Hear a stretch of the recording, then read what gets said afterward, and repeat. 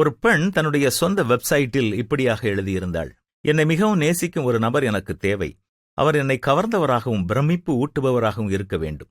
இதை வாசிக்கும்போது நமக்கு தோன்றுவது என்ன? நம் எல்லோருக்குமே இப்படிப்பட்ட ஒருவர் தேவைதானே? எப்பொழுதுமே நம்மேல் அன்பு செலுத்த, நம்மீது அக்கறை காட்ட ஒருவர் இருந்தால் எவ்வளவு நன்றாக இருக்கும்.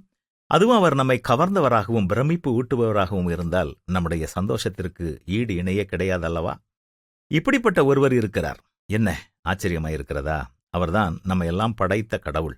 அவர் நம்மேல் மிக அதிகமான அன்பு வைத்திருப்பதால் தான் நம்முடைய பாவங்களுக்கான தண்டனையை அனுபவிக்க பரலோகத்திலிருந்து இயேசு கிறிஸ்துவை பூமிக்கு அனுப்பினார். பாவமில்லாத அவர் சிலுவையிலே மரித்தார். 3ஆம் நாள் உயிரோடு எழும்பி பரலோகத்திற்குச் சென்றார். இன்றும் நமக்காக நம்முடைய பிதாவினிடத்தில் பரிந்து பேசிக்கொண்டே இருக்கிறார். இன்றைக்கும் கடவுள் நம்முடைய பாவங்களுக்கு தக்கதாக நமக்கு செய்யாமல், நாம் பாவ உணர்வடைந்து மன்னிப்பு கேட்கும் போதெல்லாம் நம்மை மன்னிக்கிறார். நாம் சோர்ந்து போகும்போதெல்லாம் நம்மை உற்சாகப்படுத்துகிறார். இது அளவிட முடியாத அன்பு. அவருடைய அன்பு விலை மதிக்க முடியாத அன்பு. ஆபத்து நேரங்களில் அவரை கூப்பிடும்போது அவர் நமக்கு உதவி செய்கிறார். நம்முடைய அன்பை தவிர வேறு எதையும் அவர் நம்மிடமிருந்து எதிர்பார்ப்பதில்லை.